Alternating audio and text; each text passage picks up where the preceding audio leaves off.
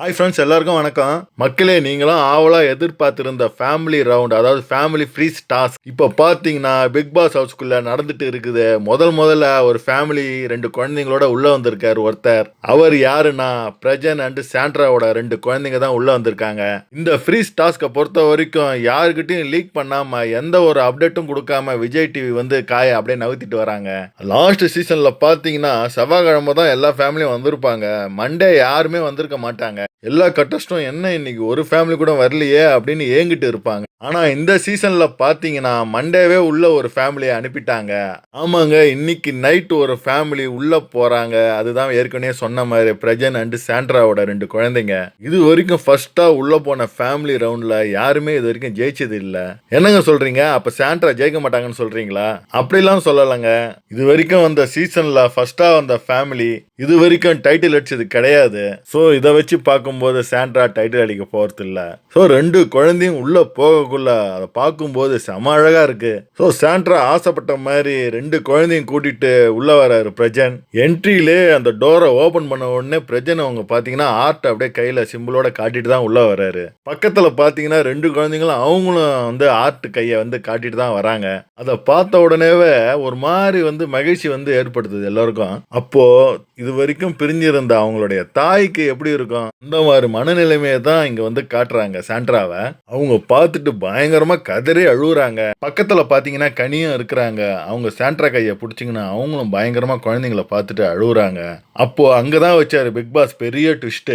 என்னன்னா பிரஜனையும் 2 குழந்தையும் காட்டிட்டு அப்படியே டோரை வந்து அப்படியே வெளியே க்ளோஸ் பண்ணிடுறாரு. இதை பார்த்த உடனே மேலும் வந்து பயங்கரமா கதறி கதறி அழுகுறாங்க சாண்ட்ரா. என்னன்னா சாண்ட்ராவை ஆக்டிவிட்டி ஏரியாவுக்கு அனுப்பிட்டாங்க. அங்க பாத்தீங்கன்னா அவங்களுக்கு ஒரு டாஸ்க் கொடுத்துக்கிறாங்க. அந்த டாஸ்க் அவங்க சரியா முடிச்சாதான் அதுக்கப்புறம் அவங்க வந்து அந்த குழந்தைகளை பார்க்க முடியும். அது என்ன டாஸ்க்னா, கலர் கலரா பாத்தீங்கன்னா அங்க பந்து வச்சுக்கிறாங்க. அது 4 கலர்ல இருக்கு. சிகப்பு, நீலம், மஞ்சள், பச்சை அப்படின்ற 4 கலர்ல பந்து இருக்கு. அந்த பந்து கலந்து கலந்து இருக்கும். அதை வந்து சரியான கலர்ல சரியான ரோல அடுக்கணும். இதை அவங்க அடுக்கி முடிச்சதுக்கு அப்புறம் தான் குழந்தைங்களே வந்து பார்க்க முடியும். அதனால சாண்ட்ரா பாத்தீங்கன்னா கடகடன்னு ஓடி போய் ஆக்டிவிட்டி ஏரியாவில் அழுதுகினே அப்படியே அந்த கேமை வந்து ஸ்டார்ட் பண்றாங்க. அவங்க பாத்தீங்கன்னா கையெல்லாம் நடுக்குது அவங்களுக்கு. இப்படியோ அவங்க அழுதுகிட்டு கையெல்லாம் நடுக்கி அந்த டாஸ்கை வந்து முடிச்சிடுறாங்க. ஆனா அதுக்கு முன்னாடி பாத்தீங்கன்னா பிரஜன் குழந்தைங்களெல்லாம் உள்ள வந்து அம்மா பண்ற ஆக்டிவிட்டியை டிவியில பார்த்துட்டு தான் இருக்கிறாங்க.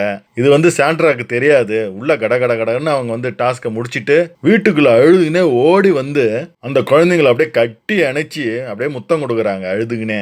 ஏன் பிக் பாஸ் இப்படி எமோஷனலோட விளையாடுறாருன்னு தெரியல. எந்த சீசன்லயும் இந்த மாதிரி பண்ணதில்லை. இந்த சீசன்ல மட்டும்தான் இப்படி ஆக்டிவிட்டி எல்லாம் கொடுக்குறாரு. அதுவும் குழந்தைங்களையும் புருஷனையும் கண்ணுல காமிச்சிட்டு டோரை சாத்திட்டு இந்த மாதிரி ஆக்டிவிட்டிஸை கொடுக்கணும்னா இப்படிலாம் வந்து பண்ணக்கூடாது பிக் பாஸ். ஏற்கனவே பிரஜனை பிரிஞ்சே அவங்க வந்து பயங்கரமா வந்து அழுது புலம்பின்னு இருந்தாங்க அந்த வீட்டுக்குள்ள. உங்க எல்லாருக்குமே தெரியும் அவங்க எப்படி அழுவாங்கன்ட்டு. இப்போ குழந்தைங்களை பார்த்துட்டாங்களா? அதுவும் கொஞ்ச நேரம் தான் டைம் கொடுத்திருந்தாரு. அந்த குழந்தைங்க எல்லாருக்கூடையும் கொஞ்சம் விளையாடுச்சுன்னா சபரிக்கு வந்து பவுடர் எல்லாம் போட்டு தலையெல்லாம் பின்னி ஒரு குழந்தை மாதிரி ஜோடிச்சு அழகா விளையாடிட்டு இருந்ததுங்க. சட்டுன்னு பிக் பாஸ் உங்க டைம் முடிஞ்சு போச்சு, நீங்க வரலாம்ன உடனே குழந்தைங்க 2ல ஒரு குழந்தை பயங்கரமா சாண்ட்ராவை பார்த்து அழுவுது. அதுக்குள்ள டைம் முடிஞ்சிருதா, நான் உன்னை விட்டு போக மாட்டேன்னு அழுவுது. கானா வினோத்தா அதை சமாதானப்படுத்துறாரு. சட்டையை மாத்திட்டு திருப்பியும் உங்களை வந்து உள்ள கூட்டுருவாங்க. நீங்க என்ன போய் சட்டையை மாத்திட்டு திருப்பி உள்ள வர போறீங்க அப்படின்ட்டு சமாதானப்படுத்துவாரு. சாண்ட்ரா தான் பாவம். அவங்க போயிட்ட பிறகும் பயங்கரமா அழுதுட்டு இருக்க போறாங்க. சாண்ட்ரா குழந்தை கியூட்டா சபரியை பார்த்து, நீங்க தானே அந்த அக்கா கண்ணை குத்துனீங்க, நீங்க தானே அந்த அக்காவை அடிச்சிங்க அப்படின்ற மாதிரி கேட்கும். ஏன்னா அந்த குழந்தைக்கு பார்வதியை ரொம்ப பிடிக்கும் போல இருக்கு. இந்த குழந்தைங்களே சொல்லும், எனக்கு பார்வதியை பிடிக்கும், அரோராவை பிடிக்கும், திவ்யா பிடிக்குமா அப்படின்னு கேட்கல. திவ்யாவை பிடிக்காது அப்படின்னு சொல்லுங்க. பிரஜன் பாத்தீங்கன்னா சாண்ட்ராவை ஸ்லீப்பிங் ரூமுக்கு கூட்டின்னு போயிட்டு, நீ என்னுடைய ஃபியூச்சர் பத்தி கவலைப்பட்டுட்டு இருந்தியே, எனக்கு ஒரு பட ஆஃபர் வந்திருக்கு, ஜனவரில இருந்து ஷூட்டிங் வந்து தொடங்க போகுது. நீ எனக்காக என் கூட நீ 2 பேரும் நம்ம ஜோடியா உள்ள வந்ததுக்கான பலன் இப்போ கிடைச்சிருக்கு. நீ எது பத்தியுமே கவலைப்படாம நீங்க விளையாட்ட விளையாடு. அப்புறம் நீ என்னுடைய எவிக்ஷனுக்கு என்ன நினைச்சிட்டு இருக்கியோ அந்த காரணம் கிடையாது. நீ தப்பா நினைச்சிட்டு இருக்கிற, அது எதுவுமே கிடையாது அப்படின்ட்டு வெளிப்படையா சொல்றாரு. சாண்ட்ரா பாத்தீங்கன்னா திவ்யாவில தான் வந்து பிரஜன் எவிக்ட் ஆகி போயிட்டாருன்னு நினைச்சிட்டு இருப்பாங்க. அது கிடையாதுன்னு அதை பத்தி தான் பிரஜன் சொல்லியிருப்பாரு. ஸோ திவ்யாவை பகச்சிக்காத அப்படின்ற மாதிரி மறைமுகமா சொல்றாரு. ஏன்னா திவ்யாவுக்கு நிறைய வெளியில ஓட்டு இருக்கு. அவங்கள பகைச்சிக்கின்னு உள்ள இருக்க முடியாதுன்னு நல்லா தெரிஞ்சு எப்படி பேசணும்னு வெளியே பிரஜனுக்கு சொல்லி கொடுத்து அனுப்பிக்கிறாங்கன்னு நினைக்கிறேன். அதுக்கப்புறம் கனியை பத்தி பேசுறாரு. கனி நம்ம குழந்தைங்கள்லாம் பத்தி அவங்க பாட்டு பாடலாம் அப்படின்ட்டு சாண்ட்ராக்கு சொல்றாரு. சொல்லுவாரு. நீ எதுக்கு எடுத்தாலும் கரையாத அப்படின்னு மலையாளத்துல வந்து அழுவாத அப்படின்னு சொல்லுவாரு. எதுக்கு எடுத்தாலும் அழுவாம மைண்ட் கேம் விளையாடு. இங்க இருக்கிறவங்க எல்லாருமே எக்ஸ்போஸ் பண்ணு. நீ எதை பத்தியும் ஃபீல் பண்ணாம நான் இங்க இருந்தப்போ விளையாண்டே அந்த மாதிரி ஒரு மைண்ட் கேமை விளையாடு. சாண்ட்ராவோ நீ போன பிறகு என்னால இங்க இருக்க முடியல. என் மைண்ட் கேம் எல்லாம் என்னால விளையாட முடியல. ஒரே அழுகையா தான் வருது அப்படின்னு சாண்ட்ரா சொல்றாங்க. இங்க பார் சாண்ட்ரா, ஒரு ஹீரோனா எல்லாத்துக்குமே ஸ்டாண்ட் எடுக்கணும். ஹீரோனா எல்லாத்தையும் பண்ணி ஆகணும். எல்லாரும் எக்ஸ்போஸ் பண்ணணும். இந்த வீட்டுல அப்படிதான் இருக்கணும். இங்க உன்னை வந்து யாருமே உன்னை கார்னர் பண்ணல அப்படின்னு யாரும் கார்னர் பண்ணாத விஷயத்தையும் அழகா சொல்லிட்டாரு பிரஜனு. அதுக்கப்புறம் பாத்தீங்கன்னா பார்வதி கதையை எழுத்துட்டாரு. வீக்கெண்ட் எபிசோட்ல பார்வதி ஒரு ரியாக்ஷன் கொடுத்துருப்பாங்க. நீ பேசும்போது ஒரு ரியாக்ஷனை கொடுத்து அவ வேற மாதிரி ட்ரெண்டிங் ஆயிட்டா வெளியே. நீ பார்வதியை நம்பாத அப்படின்ற மாதிரி சொல்லுவாரு. அடுத்து திவ்யா கதையை எழுப்பாரு. அந்த தலைவலி மேட்டர் உண்மைதான். திவ்யா உன்னை பத்தி எங்கேயுமே பேசல, யாருக்கிட்டையுமே குறை சொல்லல. அதனால திவ்யா கிட்ட சிடுமூஞ்சித்தனமா இருக்காத அப்படின்னு சொல்லிடுவாரு. அதுக்கப்புறம் கபோர்டு விஷயத்தை பத்தி பேசுவாங்க. கபோர்டு விஷயம் பெருசா தான் போயிட்டு இருந்தது. அதுக்கப்புறம் ஒன்றும் இல்லாம ஆகிடுது. அதுக்கப்புறம் திவ்யா கிட்ட எதுவுமே வச்சுக்காத அப்படின்னு சொல்லுவாரு. அதுக்கு அடுத்தது டைட்டில் வின்னரை பத்தி பேசுறாரு.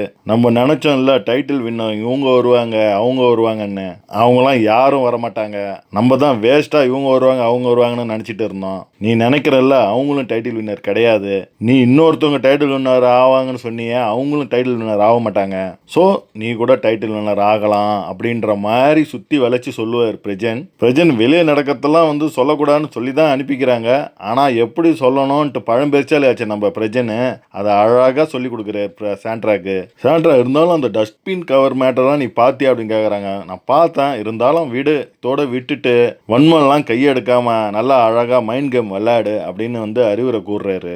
அதுக்கப்புறம் விக்ரம் பற்றி பேசுகிறாரு. எப்படி நேக்கா வந்து கேமில் ஆதிரியை தள்ளி விட்டுட்டு வெளியே வந்து எல்லாருக்கிட்டையும் அழுது மன்னிப்பு கேட்டு அந்த பிரச்சனையை எப்படி சுலபமாக சால்வ் பண்ணாரு. அதே போல தான் எந்த ஒரு விஷயமானாலும் சரி அதை அன்னைக்கே முடிச்சு அதை இழுத்தடிச்சிங்கலாம் போகக்கூடாது அப்படின்னு அறிவுரை கூறுவார் பிரஜன். உன்னை எல்லாரும் லிவிங் ஏரியாவில் இதை பற்றி பேச கூப்பிட்டாங்கன்னா நீ எதுக்கும் ட்ரிகர் ஆகாமல் அழாமல் போய் அது என்னன்னு சால்வ் பண்ணு. யார் உன்னை எந்த ட்ரிகர் பண்ணாலும் ட்ரிகர் ஆகக்கூடாது அப்படின்னு சொல்லுவார். அதுக்கப்புறம் நீ எப்படியே டைட்டில் வின் அடிக்க போகிறதில்ல.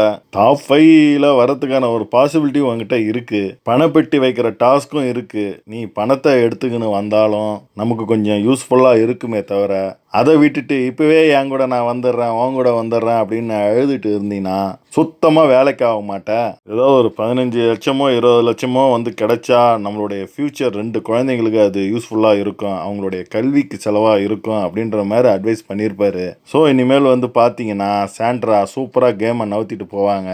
கனி கூடயும் சண்டை வச்சுக்க மாட்டாங்க. ஏன்னா கனிக்கும் உனக்கும் எந்த பிரச்சனை இல்லைன்னு சொல்லிட்டாரு. அடுத்து திவ்யா கூடயும் பிரச்சனை வச்சுக்க மாட்டாங்க. திவ்யாவை பற்றியும் நல்லா கிளியராக புரிய வச்சுட்டாரு. பாருக்கிட்ட தான் கொஞ்சம் வந்து இதாக நடந்துப்பாங்க. பார்வை நம்பாத அப்படின்னு சொல்லிட்டாரு. பிரஜன் போயிட்ட பிறகு நாளையிலேருந்து இவங்க எந்த மாதிரி மைண்ட் கேம் விளாட்றாங்கன்னு நம்ம பொறுத்திருந்து பார்ப்போம். மக்களே, உங்கள் கமெண்ட்டை மறக்காமல் கமெண்ட்டில் பதிவிடுங்க. ஒரு லைக்கும் போட்டுருங்க. அடுத்த வீடியோவில் உங்களை சந்திக்கிறேன். பாய்.